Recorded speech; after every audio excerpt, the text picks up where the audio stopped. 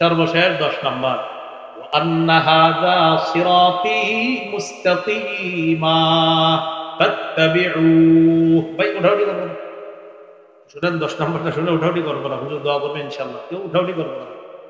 وأن هذا صراطي مستقيما فاتبعوه, এটাই আমার রাস্তা, সোজা রাস্তা। ফাত্তাবিউহ, এটার অনুসরণ করো। ওয়ালা তাত্তাবিউস সুবুলা, অনেকগুলা রাস্তার অনুসরণ করো না। উসমান রাদিয়াল্লাহু তাআলা আনহুর বর্ণনা, নবীজি একটা দাগ দিস, দাগ দিস, দাগ দেওয়ার পর আশেপাশে অনেকগুলা দাগ দিস, দাগ দিয়ে বললেন এটা সোজা রাস্তা। আশেপাশে যে রাস্তাগুলো আছে সবগুলার মাথায় একটা শয়তান বসা আছে। এইগুলা হলো পথভ্রষ্টতার রাস্তা, ধোকার রাস্তা। শয়তান ডাকে আসো আসো, এদিকে আসো। তো এই মাঝখানের রাস্তাটা আল্লাহ ডাকে, সুবহানাল্লাহ। আশেপাশে যত উল্টাপাল্টা রাস্তা শয়তান ডাকে। ওয়া আন্না হাদা সিরাতী মুস্তাকিমা, এটাই সোজা রাস্তা। ফাত্তাবিউহ, এটার অনুসরণ করো। ওয়ালা তাত্তাবিউস সুবুলা, আশেপাশের রাস্তাগুলো অনুসরণ করবা না। ফাতাফাররাকা বিকুম, আশেপাশের রাস্তাগুলা তোমাদেরকে বিচ্ছিন্ন করে দিবে। আন সাবিলি, সোজা রাস্তা থেকে। আশেপাশের রাস্তাগুলায় যদি চলো, এই রাস্তাগুলা তোমাদেরকে পৃথক করে দিবে, বিচ্ছিন্ন করে দিবে সোজা রাস্তা থেকে। তাহলে চলবো কি বাঁকাগুলায় না সোজাটা? সোজা রাস্তায় চলবো। এই 10টা উপদেশের কথা আমরা মনে রাখবো। একটু মন দিয়ে শুনেন উলামায়ে কেরাম, মুসলমান ভাইরা, আল্লাহ তাআলার দরবারে শুকরিয়া আদায় করছি, আল্লাহ আমাদেরকে এই মাহফিলে উপস্থিত হওয়ার তৌফিক দান করেছেন, বলি আলহামদুলিল্লাহ। আমি আপনাদের সামনে সূরা আনআমের 151, 152, 153 এই 3টি আয়াতে কারিমা তেলাওয়াত করেছি।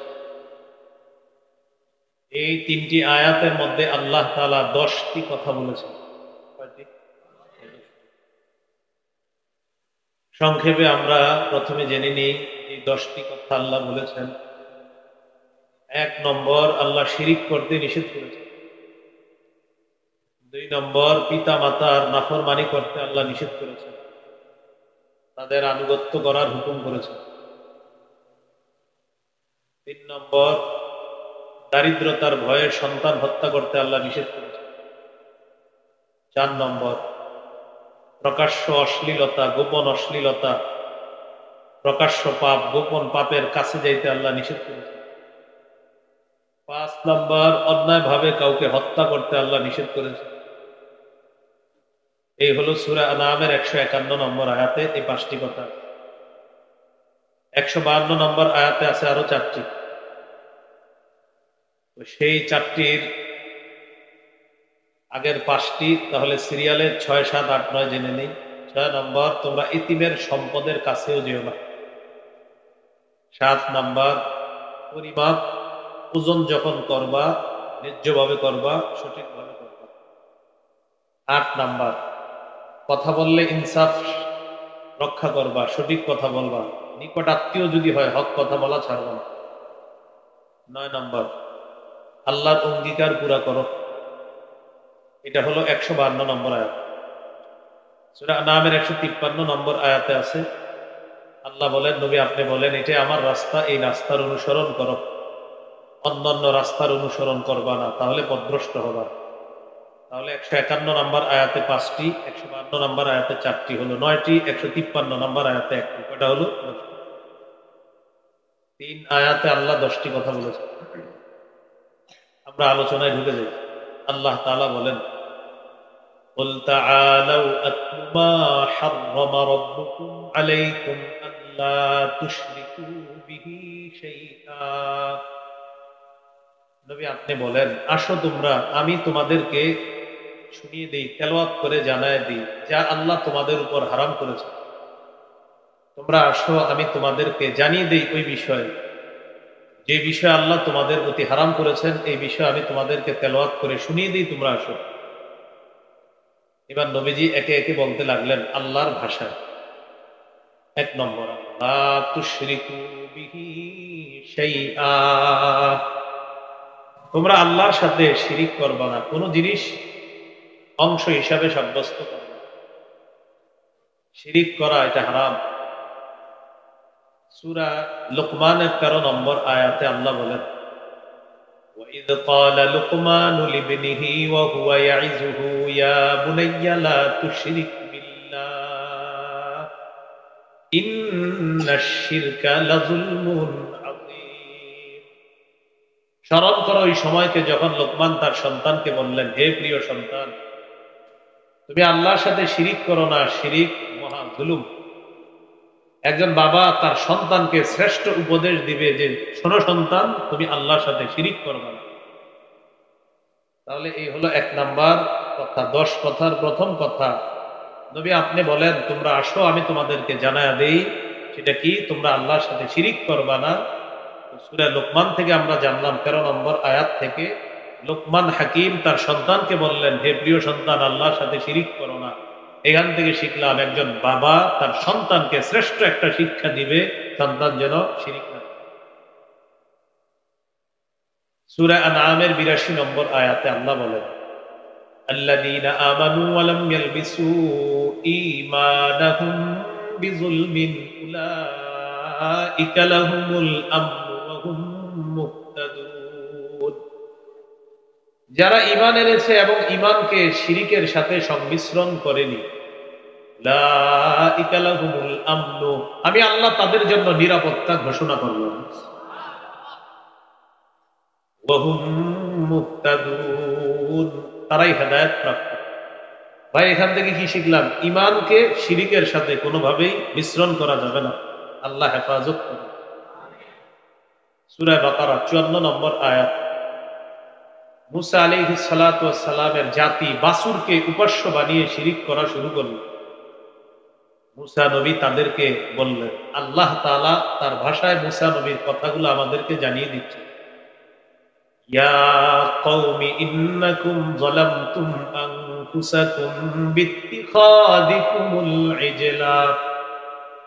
হে আমার সম্প্রদায়, তোমরা বাছুরকে উপাস্য হিসাবে গ্রহণ করার মাধ্যমে নিজেদের প্রতি তোমরা জুলুম করেছো।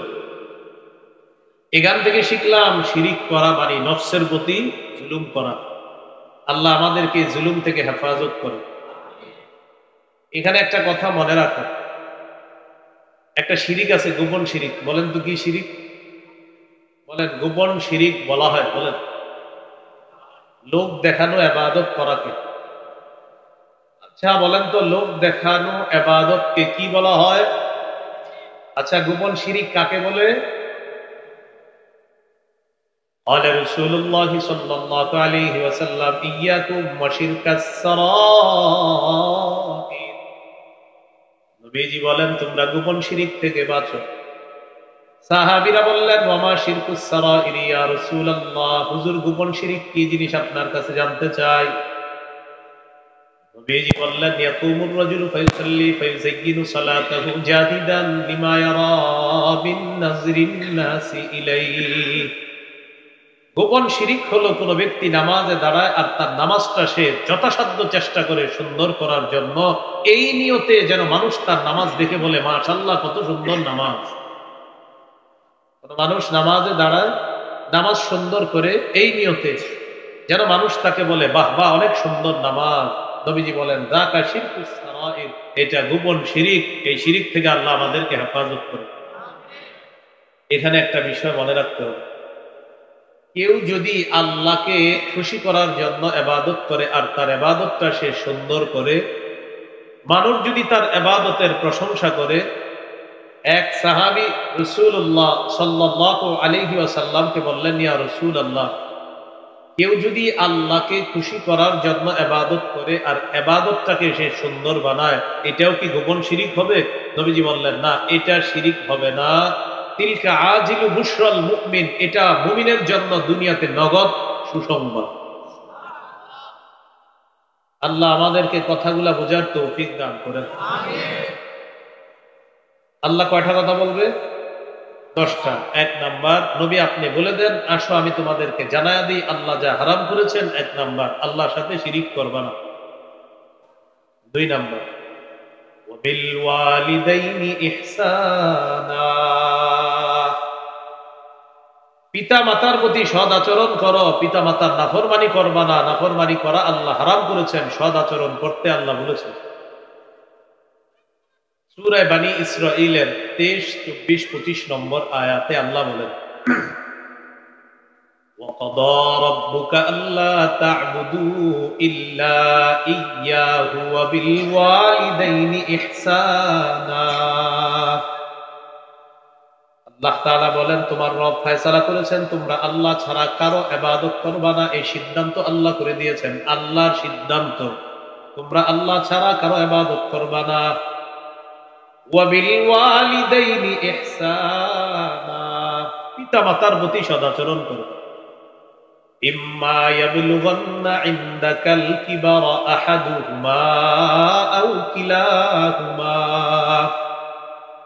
তোমার পিতামাতার দুইজনের একজন অথবা দুইজন যদি তোমার কাছে বার্ধক্যে উপনীত হয়, ইম্মা ইয়াবলুগান্না, যদি পৌঁছে যায়, ইনদাকা তোমার কাছে, আল কিবারা বার্ধক্য, তোমার কাছে যদি বার্ধক্যে উপনীত হয়, আহাদুহুমা পিতামাতার দুইজনের একজন, আও কিলাহুমা অথবা দুইজন, তোমার কাছে যদি তোমার মা বাবা দোনোজনেই বার্ধক্যে উপনীত হয় অথবা দোনোজনের একজন যদি বার্ধক্যে উপনীত হয়, ফালা তাকুল্লাহুমা উফ, তাদেরকে উফ শব্দটা বলবা না। বলেন সবাই কি শব্দ এটা, কাকে বলে একটু বুঝেন। মা বাবা বৃদ্ধ বৃদ্ধা হয়ে গেছে, এখন তারা এক কথা খালি বারবার বলে, দেখবেন একটু বয়স হলে মানুষ এক কথা অনেক সময় বারবার বলে। এই বারবার বললে আপনি বিরক্তি প্রকাশ করবেন না। উফের দুই ব্যাখ্যা, বলেন উফ এটার কয় ব্যাখ্যা? বলেন বিরক্তি প্রকাশ না করা এবং বিরক্তি সূচক শব্দ না বলা। মা বাবা আপনার বয়স হয়ে গেছে, এক কথা বারবার বলবে, দেখবেন শিশুদের মতো, তখন আপনি বিরক্তি প্রকাশও করবেন না, বিরক্তি সূচক কোনো শব্দ মুখ দিয়ে বলবেন না। যেমন আপনি এমন একটা অভিনয় করলেন, আপনার আব্বা বুঝলো, তাহারে ও মনে হয় আমার কথায় বিরক্ত হচ্ছে। আপনি এমন একটা কথা বললেন, তখন আপনার আব্বা আম্মা বুঝলো ও এত বিরক্ত হচ্ছে আমার কথায়। আপনার শিশু সন্তানের কথা 100 বার বললেও কিন্তু আপনি বিরক্ত হন না। বাবা মা যখন বৃদ্ধ হয়ে যায় তখন তারা শিশুর মতো হয়ে যায়, এক কথা বারবার বললেও বিরক্তি প্রকাশ করবেন না, বিরক্তি সূচক কোন শব্দ মুখে আনবেন না। এটা হলো ফালা তাকুল্লাহুমা উফ, তাদেরকে উফ শব্দটাও বলবেন। মনে থাকবেন ইনশাআল্লাহ? আমার সাথে বলেন, বলেন আমরা মা বাবাকে কোনো কথা এমন ভাবে বলবো না যেই কথায় বিরক্তি প্রকাশ পায়, অথবা বিরক্তি সূচক কোনো শব্দও বলবো না। মা বাবা যদি এক কথা বারবারও বলে, আমরা কখনো বিরক্ত হব না, বিরক্তি প্রকাশ করব না, বিরক্তি সূচক কোনো শব্দ মুখে আনবো না। বলেন এটা হলো, বলেন কোরআনে বর্ণিত উফ শব্দের ব্যাখ্যা। আল্লাহ কি বলছেন? ফালা তাকুল্লাহুমা উফ, তাদেরকে উফ শব্দটাও মনে থাকবেন ইনশাআল্লাহ। তো আল্লাহ বলেন তোমার মা বাবার দুইজনের একজন অথবা দুইজন যদি তোমার কাছে বার্ধক্যে উপনীত হয়, তাদেরকে উফ শব্দটাও বলবা না। ওয়ালা তানহারহুমা, তাদেরকে ধমক দিবা না। ওয়া কুল্লাহুমা কাওলান কারীমা, তাদের সাথে সম্মান সূচক কথা বলবা, ভদ্রভাবে কথা বলবা, নরম কথা বলবা। বারবার এক কথা বললে যে আব্বা ঠিক আছে, যে আম্মা ঠিক আছে, এভাবে আপনি বুঝতেছেন যে আপনার আব্বা যে কথাটা বলতেছে হয়তো এটা সঠিক না, সবগুলা কথা সঠিক নাও হতে পারে, তো আপনি প্রথমে এমন বলেন জি জি জি আব্বা। আপনি যেমন আপনার শিশু সন্তানের 100টা আবদার করার পরে সবগুলা পূরণ করেন না, এরপরে কিন্তু বিরক্তি প্রকাশ করে না, আচ্ছা বাবা তোমার জন্য আনবো, সবই কিন্তু আনবো বলেন, কিন্তু আনেন না। আপনার আব্বা আম্মা যদি বয়স্কা হয়ে যায়, এক কথা বারবার বললেও যদি দেখেন কোনো কথা এমন যে কথাটা আসলে সঠিক না, আপনি মাথা নাড়বেন, আচ্ছা ঠিক আছে। বিরক্তি প্রকাশ কোনো ভাবেই যেন চেহারায় না উঠে। এটাই বললেন আল্লাহ, ওয়ালা তানহারহুমা, ধমক দিবা না। ওয়া কুল্লাহুমা কাওলান কারীমা, মা বাবার সাথে ভদ্রভাবে কথা বলবা, সম্মান সূচক কথা বলবা। ইকুটা বন্ধ করে দেন ভাই। ওয়াকফিদ লাহুমা জানাহাদ দুল্লি মিনার রাহমা, তাদের সামনে দয়ার ডানা বিছিয়ে দিবা। সুবহানাল্লাহ। ওয়াকফিদ লাহুমা, তাদের সামনে নত হবা, বিনয়ী হবা।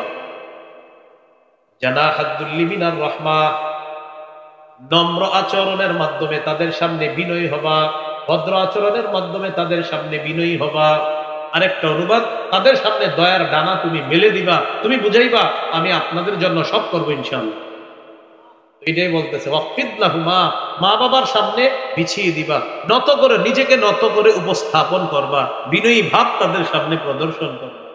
জানাহাদ্দুল্লি মিনার রহমা, জানাহ মানে ডানা, জানাহাদ্দুল্লি মিনার রহমা, দয়ার ডানা, মায়ার ডানা। একদম আপনি নত হয়ে যাবেন এমন ভাবে মা বাবার সামনে নিজেকে প্রকাশ করবেন। তাহলে এটা সুন্দর অনুবাদ হলো ওয়াকফিদ লাহুমা, তাদের সামনে বিনয়ী হও, জানাহাদ্দুল্লি মিনার রহমা, নম্র আচরণের মাধ্যমে মা বাবার সামনে সর্বোচ্চ বিনয়ী তুমি প্রকাশ করবে। আর কি করবা? ওয়াকুর রাব্বিরহামহুমা কামা রাব্বায়ানি সগীরা, বেশি বেশি দোয়া করবা, বলবা হে আমার রব, ইরহামহুমা, আমার মা বাবার প্রতি আপনি দয়া করেন, কামা রাব্বায়ানি সগীরা, যেমনি ভাবে শৈশবে তারা আমাকে লালন পালন করেছে, আল্লাহ আমার মা বাবার প্রতি আপনি দয়া করেন, মায়া করেন। এই দোয়াটা কি করা যাবে ইনশাআল্লাহ? এরপরেও আমরা সন্তান হিসাবে, মানুষ হিসাবে অনেক সময় দুই একটা উল্টা পাল্টা কথা মুখে আসতে পারে, কিন্তু আপনার অন্তর খারাপ না, আপনার অন্তরে মা বাবার জন্য সর্বোচ্চ মায়া আছে। এরপরে অনেক সময় এদিক সেদিক হয়ে যায়। আল্লাহ এই ব্যাপারে বলেন রব্বুকুম আ'লামু বিমা ফি নুফুসিকুম, তোমাদের অন্তরে কি আছে তোমাদের রব অধিক জানেন। সুবহানাল্লাহ। তোমার অন্তরে যদি মা বাবার প্রতি দয়া ভালোবাসা থাকে এটা তো রব জানেন।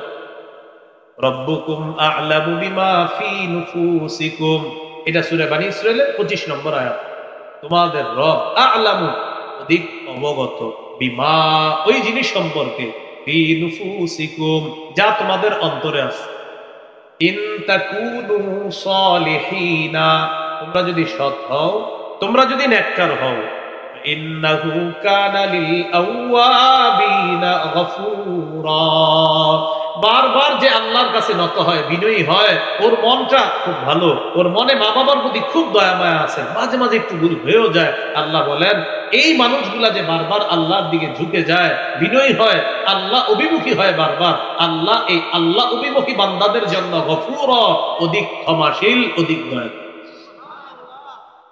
তাহলে সবচেয়ে গুরুত্বপূর্ণ বিষয়টা এখানে ফুটে উঠছে, আসলে দিলে আপনার মা বাবারে কতটা ভালোবাসেন জানে কে? রব্বুকুম, তোমাদের রব, আ'লামু, অধিক অবগত, বিমা ফি নুফুসিকুম, তোমাদের অন্তরে কি আছে এই ব্যাপারে সবচেয়ে অধিক অবগত তোমাদের রব।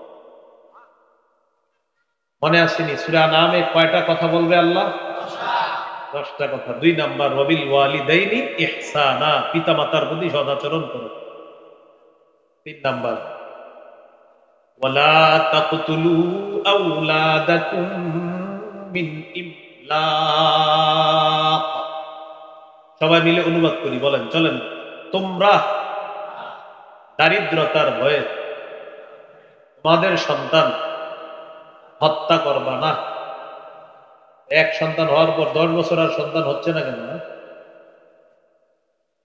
আবার বলেন, তোমরা দারিদ্রতার ভয়ে সন্তান হত্যা করবা না। তাহলে দারিদ্রতার ভয়ে কি হত্যা করা যাবে না? নাহনু নারযুকুকুম ওয়া ইয়্যাহুম, আল্লাহ তাআলা বলেন ও অভিভাবকের দল, তোমাদেরকে আমি রিজিক দেই, যারা দুনিয়াতে আসবে তাদেরকেও আমি রিজিক দেই। সুবহানাল্লাহ। তাহলে 3 নাম্বার আল্লাহ বললেন সন্তানকে দারিদ্রতার ভয়ে হত্যা করবা না, তোমরা অভিভাবক যারা তোমাদেরকেও আমি রিজিক দেই, আর যারা দুনিয়াতে আসবে তোমাদের সন্তান তাদেরকেও আমি আল্লাহ রিজিক দিই। সহিহ বুখারীর বর্ণনা 6861 নম্বর হাদিস। এই হাদিসের বর্ণনাকারী আব্দুল্লাহ ইবনে মাসউদ রাদিয়াল্লাহু তাআলা তিনি বলেন ক্বালা রাজুলুন, এক ব্যক্তি রাসূলুল্লাহ সাল্লাল্লাহু আলাইহি সাল্লামকে প্রশ্ন করলেন আইয়ুয যামবি আকবারু ইনদাল্লাহ, ইয়া রাসূলুল্লাহ আল্লাহর কাছে সবচেয়ে বড় পাপ কোনটি আপনার কাছে জানতে চাই। ক্বালা রাসূলুল্লাহ সাল্লাল্লাহু আলাইহি ওয়াসাল্লাম আন তাদউ লিল্লাহি নিদ্দান ওয়া হুয়া খালাকাকা, আল্লাহ তোমাকে সৃষ্টি করেছেন, সেই আল্লাহর সাথে কাউকে অংশীদার সাব্যস্ত করা, সমকক্ষ সাব্যস্ত করা, এটা সবচেয়ে বড় পাপ।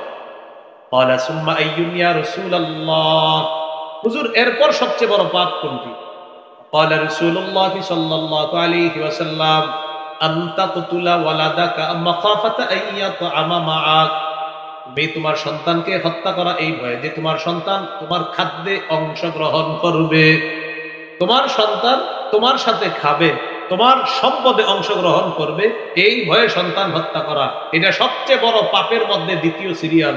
1 নাম্বার শিরিক করা, 2 নাম্বার তুমি তোমার সন্তানকে এই ভয়ে হত্যা করা যে তোমার সন্তান তোমার সাথে খাদ্যে অংশগ্রহণ করবে। নাউজুবিল্লাহ। قال ثم أي يا رسول الله হুজুর এরপর সবচেয়ে বড় পাপ কোনটি قال رسول الله صلى الله عليه وسلم أن تزاني بحليلة جارك তুমি তোমার প্রতিবেশীর স্ত্রীর সাথে ব্যভিচারে লিপ্ত হওয়া, এটা হলো এরপর সবচেয়ে বড় পাপ। বলি নাউযুবিল্লাহ। তাহলে সূরা আনামে কয় কথা বলবে আল্লাহ? 3 নম্বর, সন্তানকে দারিদ্রতার ভয়ে হত্যা করবে না, এইগুলো 3 নম্বর কথা। 4 নম্বর, ওয়ালা তাকরাবুল ফাওয়াহিশা মা যাহারা মিনহা ওয়া মা বাতান, প্রকাশ্য অশ্লীল কাজের কাছে যেও না, গোপন অশ্লীল কাজ কর্মের কাছে যেও না। প্রকাশ্য অশ্লীলতার কাছেও যেও না, গোপন অশ্লীলতার কাছে যেও না। প্রকাশ্যে একটা টেলিভিশনে খারাপ সিনেমা চলতেছে, সবাই মিলেমিশে দেখতেছেন একসাথে, এটা প্রকাশ্য অশ্লীলতা। ঘরের মধ্যে দরজা জানালা লাগিয়ে আপনি গোপনে অশ্লীল কিছু দেখতেছেন, এটা গোপন অশ্লীলতা। আপনি প্রকাশ্যে যার সাথে আপনার হাঁটা হারাম তার সাথে হাঁটতেছেন, যার শরীরে স্পর্শ করা হারাম তার শরীরে আপনি স্পর্শ করে তার হাতে হাত রেখে আপনি হাঁটতেছেন, এটা প্রকাশ্য অশ্লীলতা। অথবা এটা গোপনে আপনি করলেন, এটা গোপন অশ্লীলতা। 4 নাম্বার, আমাদের প্রতি আল্লাহর উপদেশ হলো লা তাকরাবুল ফাওয়াহিশা মা যাহারা মিনহা ওয়া মা বাতান, প্রকাশ্য অশ্লীলতার কাছে যেও না, গোপন অশ্লীলতার কাছে যেও না। অন্য আয়াতে আল্লাহ বলেন ওয়াদারু যাহিরাল ইসমি ওয়া বাতিনা, ছেড়ে দাও যাহিরাল ইসমি প্রকাশ্য পাপ, ওয়া বাতিনা গোপন পাপ, তোমরা ছেড়ে দাও প্রকাশ্য পাপ গোপন পাপ। তাহলে প্রকাশ্যেও পাপ করা যাবে না, গোপনেও পাপ করা যাবে না।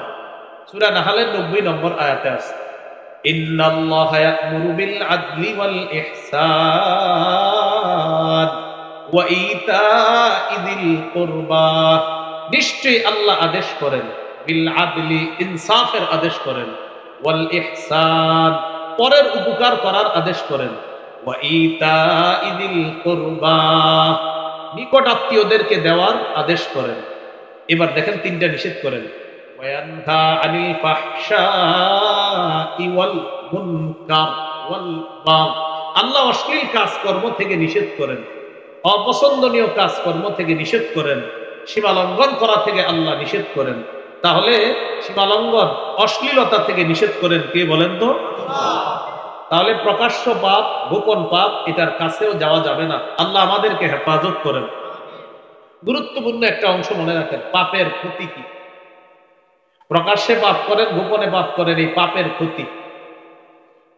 পাপের 1 নম্বর একটা ক্ষতি হলো পাপ অভিশাপ টেনে আনে। বলেন, পাপ আল্লাহর অভিশাপ টেনে আনে। সহিহ মুসলিমের হাদিস 5018 নম্বর হাদিস। এটা হলো আপনাদের মোবাইলের অ্যাপস অনুযায়ী, আমাদের মাদ্রাসার পাঠ্যপুস্তক অনুসারে 1978 নম্বর হাদিস, 1978 এই হাদিসের মধ্যে আছে عن علي بن أبي طالب رضي الله تعالى عنه قال قال رسول الله صلى الله عليه وسلم لعن الله من لعن والداه, আল্লাহ তাআলা ওই ব্যক্তিকে অভিসম্পাত করেছেন যে ব্যক্তি তার পিতা মাতাকে অভিশাপ দেয়। যে ব্যক্তি তার পিতা মাতাকে অভিশাপ দেয় আল্লাহ তাকে অভিশাপ দেয়। তাহলে পিতা মাতাকে অভিশাপ দেওয়া এটা একটা পাপ, আর এই পাপ আল্লাহর অভিশাপ টেনে আনে। বলেন নাউযুবিল্লাহ। ওয়ালা'আনাল্লাহু মান যাবাহা লিগাইরিল্লাহ, যে ব্যক্তি আল্লাহ ছাড়া অন্য কারো নামে জবাই করে তাকেও আল্লাহ অভিশাপ দেয়। আল্লাহ ছাড়া অন্য কারোর নামে পশু জবাই করা এটা একটা পাপ, আর এই পাপ আল্লাহর অভিশাপ টেনে আনে। বলি নাউযুবিল্লাহ। ওয়ালা'আনাল্লাহু মান আওয়া মুহদিসা, যে ব্যক্তি কোনো বেদাতীকে আশ্রয় দেয় এই ব্যক্তির উপরও আল্লাহ তাআলা অভিশাপ দেয়। আপনি একজন বেদাতিকে এই এলাকায় 1 কাঠা জমিন দিয়ে দিচ্ছেন একটা আস্তানা বানানোর জন্য, যে আপনি আস্তানা বানান, আমরা দুইজনে মিলামিশা বেদাত সাপ্লাই করি। এই যে কাজটা করলেন এটা একটা পাপ, আর এই পাপ আল্লাহর অভিশাপ টেনে আনে।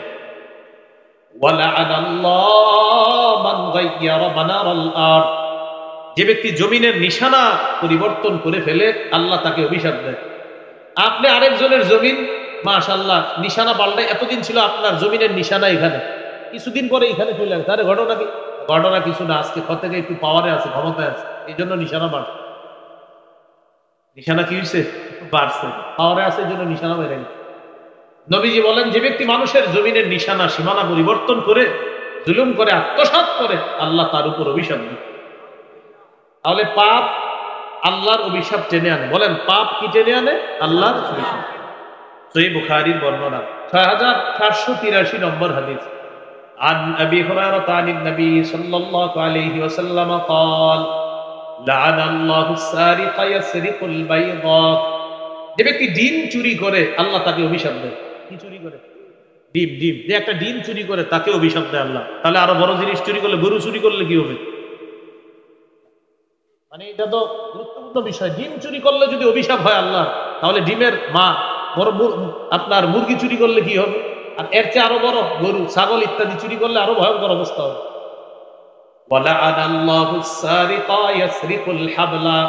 কোন মানুষ যদি অন্যের একটা রশিও চুরি করে তাকে আল্লাহ অভিশাপ দেয়। তাহলে একটা রশি চুরি করলে যদি অভিশাপ দেয়, রশি দিয়ে বেঁধে রাখছে যে পশুটা, ওটা চুরি করলে কি হবে? হ্যাঁ, আল্লাহ আমাদেরকে হেফাজত করেন। কি শিখলাম? পাপ আল্লাহর অভিশাপ টেনে আনে। আরেকটা দৃষ্টান্ত দেন, আবু দাউদের হাদিস, আল্লাহ মাফ করেন, 3674 নম্বর হাদিস।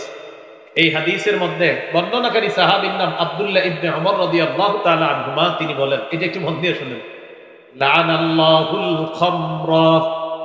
আল্লাহ মদকে অভিশাপ দেয়। বলেন আল্লাহ কাকে অভিশাপ দেয়? মদ। মদ বলেন সবাই কাকে? এবার বলেন মাদক দ্রব্যকে। বলেন ইয়াবা, বাবা, গাঁজা, হিরোইন, ফেন্সিডিল, আফিম, কানাডা ড্রাই, শ্যাম্পেন, মাস্কুদ, ডাল, বিয়ার, এই সবগুলাকে আল্লাহ অভিশাপ দেয়। সবগুলার আল্লাহ কি করে? লাআনাল্লাহুল খামরা। আল্লাহ মাদক দ্রব্যকে অভিশাপ দেয়। ওয়াশারিবাহা, যে মদ পান করে তাকে অভিশাপ দেয়। ওয়াসাকিয়াহা, যে পরিবেশন করে তাকে অভিশাপ দেয়। মদ আরেকজনে ঢেলে দিচ্ছে তাকে আল্লাহ অভিশাপ দেয়। ওয়াবাইআহা, যে বিক্রি করে তাকে আল্লাহ অভিশাপ দেয়। ওয়ামুবতাআহা, যে কিনে তাকে আল্লাহ অভিশাপ দেয়। তাহলে যে বিক্রি করে মাদক দ্রব্য তাকে অভিশাপ দেয়। মাইকে দাঁড়ায় দাঁড়ায় বলে, জনগণ আপনারা মাদক দ্রব্যর কাছেও যাবেন না। প্রিয় ভাইয়েরা, মাদক দ্রব্য থেকে যারা যারা মাদক দ্রব্যে জড়িয়ে যাবে আমাদেরকে ইনফরমেশন দিবেন, আমরা তার কঠিন অ্যাকশন দিব। দিয়ে দেখা যায় হ্যাঁ চুপি চুপি মাদক দ্রব্য ব্যবসা করে। খায় না, আমি নামাজ পড়ি। খাননি? কয় না খাই না। ব্যবসা করেননি? ধরা খাইলে আর কি করি? এই যে ব্যবসা করে তার উপর কার অভিশাপ? আল্লাহর অভিশাপ। তাহলে 4 নাম্বার, বা ইআহা, যে মদ বেচে। ওয়া মুবতাআহা, যে মদ কিনে। ওয়া আসিরাহা, যে মদ উৎপাদন করে।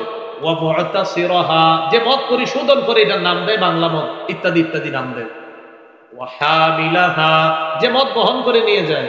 ওয়াল মাহমুলাতা ইলাইহি, যার কাছে মদ বহন করে নিয়ে যাওয়া হয়। বিদেশে অনেক ভাইয়েরা চাকরি করে, ঠিক না? একটু বুঝে শুনে চাকরি করা। অনেক জায়গায় মাদক দ্রব্য বহন করার প্রয়োজন হতে পারে, নাউজুবিল্লাহ। আপনি বহনও করেন না, মদ বহন করাও আল্লাহর অভিশাপ টেনে আনে। যার কাছে বহন করে নিয়ে যাওয়া হয় তার উপর আল্লাহর অভিশাপ। তাহলে এখানে 9টা কথা আছে। বলেন এই হাদিসে কয়টা কথা আছে? 9টা। এই যে 9টা দেখেন। মদকে আল্লাহ অভিশাপ দেয়। মদ যে পান করে তাকে অভিশাপ দেয়। মদ যে পরিবেশন করে তাকে অভিশাপ দেয়। মদ যে বিক্রি করে তাকে অভিশাপ দেয়। মদ যে ক্রয় করে তাকে অভিশাপ দেয়। মদ যে উৎপাদন করে তাকে অভিশাপ দেয়। মদ যে পরিশোধন করে তাকে অভিশাপ দেয়। মদ যে বহন করে নিয়ে যায় তাকে অভিশাপ দেয়। মদ যার কাছে নিয়ে যাওয়া হয় তাকেও আল্লাহ অভিশাপ। তাহলে এই সমস্ত গুনাহ, মাদক দ্রব্য কার অভিশাপ টেনে আনে? আল্লাহ। কি শিখলাম আমরা? পাপ আল্লাহর অভিশাপ টেনে আনে। এই পাপগুলা থেকে আমরা বিরত থাকবো। আল্লাহ তৌফিক দান করে। পাপের 2 নাম্বার একটা ক্ষতি আছে, এটা হলো পাপ অবিরত যদি করতে থাকে, কোনো মানুষ ধারাবাহিকভাবে করতে থাকে, এক পর্যায়ে এই ধারাবাহিক করতে করতে পাপ ওই পাপীকে লাঞ্ছিত করে ছাড়ে। নাউজুবিল্লাহ বলে। আবার বলছি, কোন ব্যক্তি পাপ নিয়মিত করে, নিয়মিত করতে করতে ওই পাপ পাপীকে লাঞ্ছিত করে ছাড়ে। আব্দুল্লাহ ইবনে ওমর রাদিয়াল্লাহু তাআলা আনহুমার বর্ণনা, তিনি বলেন, রাআইতুয যুনুবা তুমিতুল কুলুবা, আমি দেখেছি গুনাহ অন্তরকে মৃত বানিয়ে দেয়। রাআইতুয যুনুবা তুমিতুল কুলুবা, আমি দেখেছি গুনাহ অন্তরকে মৃত বানিয়ে দেয়। ওয়া ক্বাদ ইউরিসুদ দিল্লা ইদমানুহা, অবিরত গুনাহ যারা করে, অবিরত গুনাহ করতে করতে গুনাহ তাকে লাঞ্ছিত করে ছাড়ে। পরে সুন্দর একটা কথা আছে, ওয়া তারকুয যুনুব হায়াতুল কুলুব, গুনাহ ছেড়ে দেওয়া মানে প্রাণ সজীব হওয়া। সুবহানাল্লাহ। এক কথা আমি, আরেক কথা আপনারা বলেন। গুনাহ ছেড়ে দেওয়া, মাশাআল্লাহ, গুনাহ ছেড়ে দেওয়া আমি বলবো, আপনারা বলবেন প্রাণ সজীব হওয়া। বলেন, গুনাহ ছেড়ে দেওয়া। গুনাহ ছেড়ে দিলে অন্তর আবার সজীব হবে, আবার তাজা হবে, আবার জিন্দা হবে। ওয়া খায়রুন লিনাফসিকা ইসয়ানহা, গুনাহ যদি তুমি ছেড়ে দাও এটাই তোমার জন্য উত্তম, এটাই তোমার জন্য কল্যাণ। তাহলে গুনাহ করার একটা ক্ষতি জানলাম, আল্লাহর অভিশাপ টেনে আনে, এখানে অনেকগুলা দৃষ্টান্ত শুনছি। 2 নাম্বার জানলাম, অবিরত গুনাহ, ধারাবাহিক গুনাহ পাপীকে লাঞ্ছিত করে ছাড়ে। আল্লাহ আমাদেরকে পাপ থেকে হেফাজত করে। 3 নাম্বার, গুনাহের কারণে মানুষ এলমে দ্বীন থেকে বঞ্চিত হয়, কোরআন হাদিসের জ্ঞান থেকে সে বঞ্চিত হয়। অভিভাবক যারা আছেন মন দিয়ে শুনেন, সন্তান যারা, মাশাআল্লাহ মাদ্রাসার মাহফিল, সন্তানদেরকে মাদ্রাসায় পড়ান। এই সন্তান যে মাদ্রাসায় পড়াচ্ছেন, গুনাহের কারণে কোরআন হাদিসের বিদ্যা অন্তর থেকে চলে যায়। গুনাহের কারণে যে যত বেশি পাপ করবে তার সিনা থেকে কোরআন হাদিসের বিদ্যা আল্লাহ ছিনিয়ে নিবে, আল্লাহ উঠিয়ে নিবে। গুনাহ করার কারণে, গুনাহ করবেন না। আপনার সন্তান যে মাদ্রাসায় পড়াচ্ছেন, এই সন্তান মাদ্রাসায় 2 মাস পরে মাশাআল্লাহ কোরআনটা সুন্দর মুখস্থ করে, বাসা যাওয়ার পর ও টেলিভিশন নামক গুনাহে লিপ্ত হয়, আপনারা কিছু মোবাইল নামক গুনাহে ওরে লিপ্ত করেন। এখন এই সন্তানরা এই গুনাহের অন্ধকারে তার ভিতরে কোরআন হাদিসের যে নূর ছিল, এই নূরটা আস্তে আস্তে বের হয়ে যায়। আপনি বাবা মা কেন এমন একটা পরিবেশ আপনি তাকে দিলেন? এই জন্য অভিভাবক ঘরের টেলিভিশনটা সরান। ছেলে মেয়েকে মাদ্রাসায় পড়াইতেছেন, এই মাদ্রাসায় কোরআন হাদিসের বিদ্যামানি, এটা নূর, এটা আলো, আর এই আলো সিনার মধ্যে থাকবে যদি নাফরমানি না হয়। এই জন্য টিভি নামক নাফরমানিটা, ইলেকট্রনিক মিডিয়ার নাফরমানিগুলা ঘর থেকে সরান। প্রিয় অভিভাবক, আল্লাহর রাস্তায় ইলেকট্রনিক মিডিয়ার গুনাহগুলা ঘর থেকে সরায়া সন্তানটাকে আদর্শ সভ্য মানুষ বানানোর চেষ্টা করুন। কয়েকটা দৃষ্টান্ত নেন। আব্দুল্লাহ ইবনে মাসউদ রাদিয়াল্লাহু তাআলা আনহু বলেন, ইন্নী লা আহসিবু আন্না আর-রাজুলা ইয়ানসাল ইলমা ক্বাদ আলিমাহু বিদ-দামবি ইয়া'মালুহু। নবীজি সাহাবী আব্দুল্লাহ ইবনে মাসউদ রাদিয়াল্লাহু তাআলা আনহু বলেন, আমি মনে করি কোন মানুষ তার জানা বিদ্যা ভুলে যায় শুধু পাপের কারণে। আমি মনে করি কোন মানুষ তার জানা বিদ্যাটা ভুলে যায় পাপের কারণে। কি শিখলাম? পাপের কারণে যে বিদ্যাটা আপনার জানা ছিল, এই জানা বিদ্যা আপনি ভুলে যাবেন। আল্লাহ হেফাজত করেন। 2 নাম্বার দৃষ্টান্ত, হানাফি মাযহাবের ইমাম আবু হানিফা রাহমাতুল্লাহি আলাইহির ব্যাপারে শুনেন। কানাল ইমাম আবু হানিফা রাহিমাহুল্লাহ ইযা আশকালাত আলাইহি মাসআলা, ইমাম আবু হানিফা রাহমাতুল্লাহি আলাইহি যখন কোনো মাসালা খটকা লাগতো, এই মাসালাটা কি হইতে পারে, কিরে বুঝে আসতেছে না কেন, ক্বালা লি আসহাবিহি, তখন তিনি তার ছাত্রদেরকে বলতেন, আহাদা ইল্লা লিযামবিন ক্বাদ আহদাসতুহু, শোনো, আমার মনে হয় কোনো গুনাহ হয়ে গেছে, এই কারণে এই মাসালাটা আমার সমাধান আসতেছে না, খটকা লাগতেছে। ইমাম আবু হানিফার মতো ইমাম বলতেছে, আমার কোনো অপরাধ হয়ে গেল নাকি, গুনাহ হয়ে গেল নাকি, এই মাসালার সমাধান পাচ্ছি না কেন? তখন তিনি কি করতেন? কানা ইস্তাগফিরু, বেশি বেশি আস্তাগফিরুল্লাহ পড়তেন। ওয়া রুবামা কামা সাল্লা, কখনো কখনো নামাজে তিনি দাঁড়িয়ে যেতেন। তানকাশিফা লাহুল মাসআলা, এক পর্যায়ে আল্লাহ তাকে মাসালার সমাধান দিয়ে দিতেন। তিনি বলতেন, আমার মনে হয় কোনো গুনাহ হয়ে গেছে, মাসালা আমার সমাধান হচ্ছে না কেন? তখন তিনি ইস্তেগফার পড়তেন অথবা নামাজে দাঁড়াইতেন। তানকাশিফা লাহুল মাসআলা, আল্লাহর মেহেরবানিতে তার মাসালা সমাধান হয়ে যেত। এখন গুরুত্বপূর্ণ অংশটা শুনুন। মাসালা সমাধান হওয়ার পর ইমাম আবু হানিফা রাহমাতুল্লাহ আলাইহি বলতেন, রাজাউতু আন্নী তিবা আলাইয়া, আমি যেহেতু মাসালার সমাধান পেয়ে গেছি, আমি আশাবাদী যে আমার কোনো পাপ যদি হয়েও থাকে আল্লাহ ক্ষমা করে দিয়েছেন, ক্ষমা করেছেন বলে এই মাসালার সমাধান আমি পেয়েছি। আমার তওবা কবুল হয়েছে, আমি নিশ্চিত। না হয় আল্লাহ এই মাসালার সমাধান আমাকে দিতেন না। আল্লাহ মাসালার সমাধান দিয়েছেন, তো আমি আশাবাদী আমি যে ইস্তেগফার করেছি আমার ইস্তেগফার আমার রব গ্রহণ করছে। আপনি চিন্তা করছেন, একটু ভাবেন, আমাদের কোন অপরাধের কারণে বিদ্যা আসতেছে না। ইমাম আবু হানিফা বলতেছেন যে আমার মনে হয় কোনো পাপ হয়ে গেল নাকি, তিনি আস্তাগফিরুল্লাহ পড়তেন। মাসালার সমাধান পাইলে তিনি ইয়াকিন করতেন নিশ্চিত আমার তওবা আল্লাহ কবুল করেছেন বলে এই মাসালার সমাধান আল্লাহ আমাকে দিয়েছেন। তা আমাদের কি অবস্থা? তাহলে পাপের কারণে মানুষ বিদ্যা ভুলে যায়, কোরআন সুন্নাহর বিদ্যা ভুলে যায়। আল্লাহ পাপ থেকে আমাদেরকে হেফাজত করে।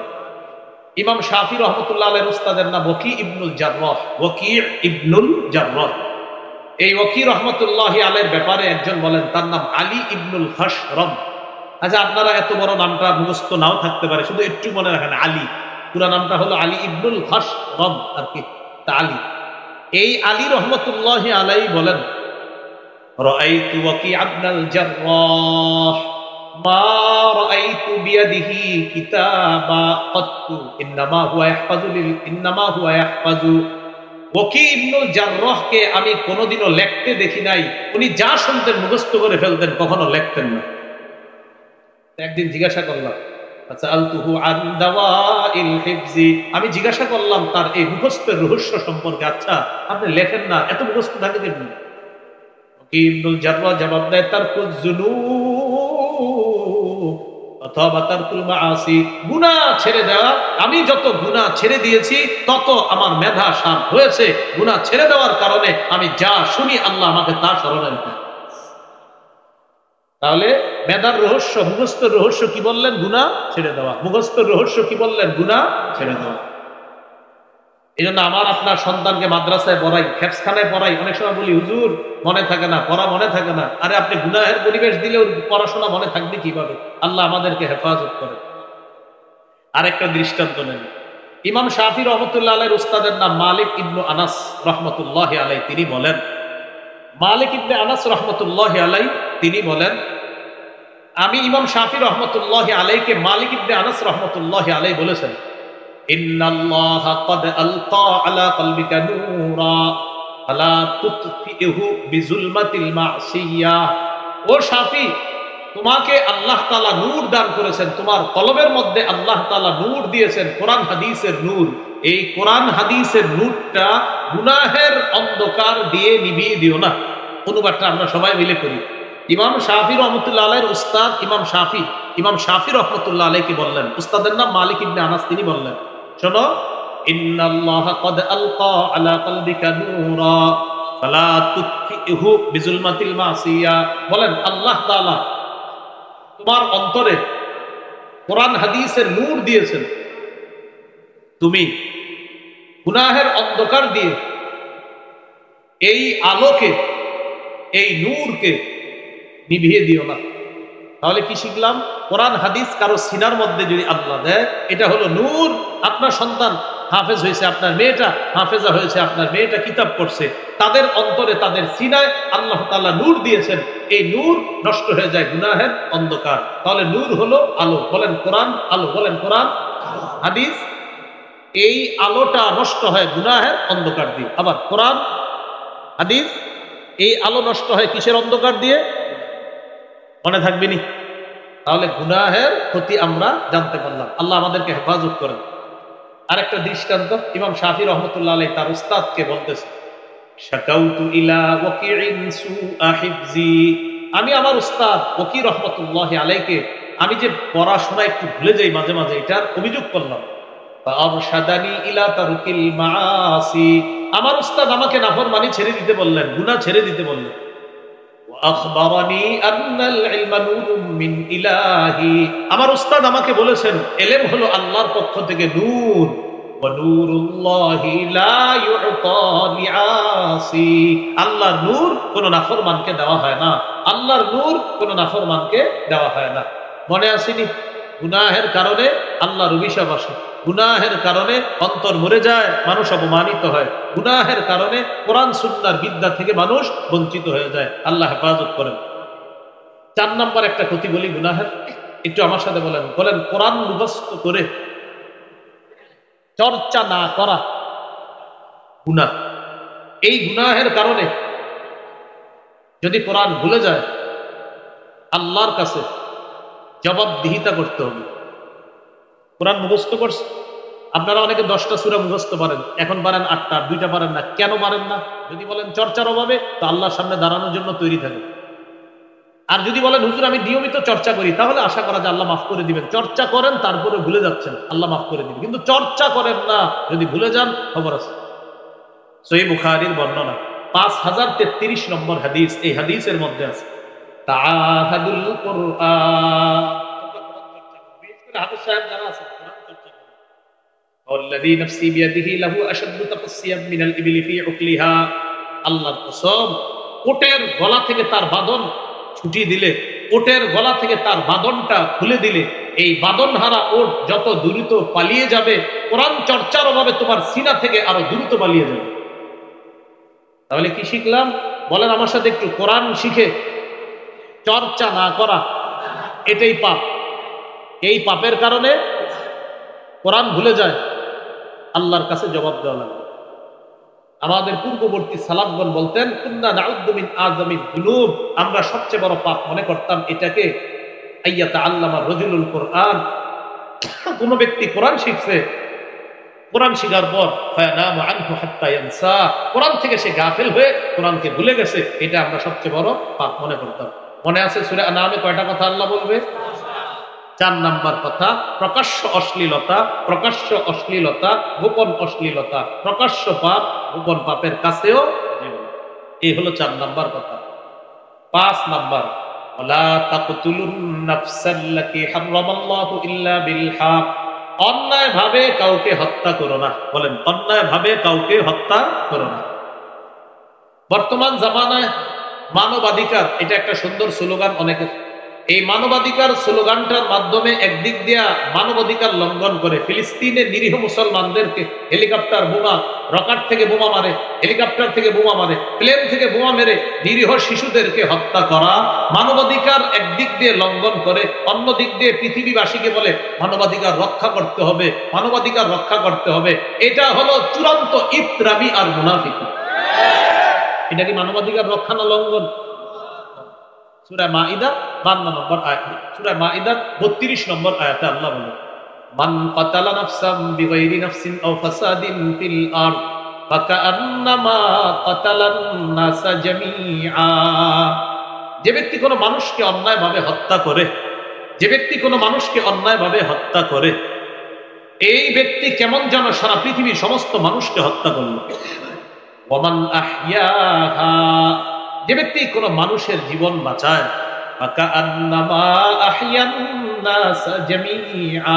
সে কেমন যেন সারা পৃথিবীর মানুষের জীবন বাঁচায়। তাহলে 5 নাম্বার, ওয়ালা তাকতুলুন নাফসাল্লাতী হারামাল্লাহু ইল্লা বিল হক, অন্যায়ভাবে কাউকে তোমরা হত্যা করো না। যালিকুম ওয়াসাকুম বিহি লাআল্লাকুম তাকিলুন, আল্লাহ তোমাদেরকে ওয়াজ করতেছেন, উপদেশ দিতেছেন, নসিহত করতেছেন, যাতে তোমরা বুঝতে পারো। এইগুলো 5 কথা। 6 নাম্বার, ওয়ালা তাকরাবু মালাল ইয়াতীমি ইল্লা বিল্লাতী হিয়া আহসানু হাত্তা ইয়াবলুগা আশুদ্দা। এতিমের সম্পদের কাছেও যেও না, সে পরিণত বয়সে পৌঁছার আগ পর্যন্ত তার সম্পদের কাছেও যেও না, তার সম্পদ আত্মসাৎ করার কোনো চেষ্টা করবা না। তোমার দায়িত্বে তার সম্পদ আছে। হ্যাঁ, তবে ইল্লা বিল্লাতী হিয়া আহসান, উত্তম পন্থায় তার যতটুকু খরচের প্রয়োজন অতটুকু খরচ যদি করো, এটা জায়েজ আছে। কিন্তু তুমি জুলুম করবা না, এতিমের সম্পদে হাত দিবা না অন্যায় ভাবে। আল্লাহ তাআলা বলেন, ইন্নাল্লাযীনা ইয়াকুলুনা আমওয়ালাল ইয়াতামা যুলমা ইন্নামা ইয়াকুলুনা ফী বুতুনিহিম নারা ওয়া সায়াসলাউনা সাঈরা। যারা এতিমের সম্পদ অন্যায়ভাবে আত্মসাৎ করে, তারা পেটের মধ্যে আগুন খায়, আগুন আগুন। অচিরেই তারা প্রজ্বলিত আগুনে প্রবেশ করবে, কঠিন আগুনের মধ্যে তারা প্রবেশ করবে। বলি নাউযুবিল্লাহ। তাহলে 6 নাম্বার উপদেশ আল্লাহ, এতিমের সম্পদের কাছেও যেও না। এই জন্য এতিমের প্রতি আমরা সহানুভূতিশীল হওয়ার চেষ্টা করব। সাবধান, এতিমকে কষ্ট দিব না। রাসূলুল্লাহ সাল্লাল্লাহু আলাইহি সাল্লাম বলেন, ইমসাহ রাসাল ইয়াতীম, এতিমের মাথায় হাত বুলাবা, এতিমের মাথায় হাত বুলাবা। এই জন্য এতিমের মাথায় হাত বুলাবো, এতিমের সম্পদ আত্মসাৎ করবো। 7 নাম্বার, ওয়াউফুল কাইলা ওয়াল মিজানা বিল কিস, পরিমাপ এবং ওজন করবা ইনসাফের সাথে। ওয়াউফুল কাইলা ওয়াল মিজানা বিল কিস, পরিমাপ এবং ওজনটা পরিপূর্ণভাবে করবা বিল কিসতি, ইনসাফের সাথে, ন্যায়ানুগত ভাবে সুন্দরভাবে পরিমাপ করবা, ওজন করবা। পরিমাপে ভেজাল করা যাবে না, পরিমাপে কি করা যাবে না? ভেজাল করা যাবে না।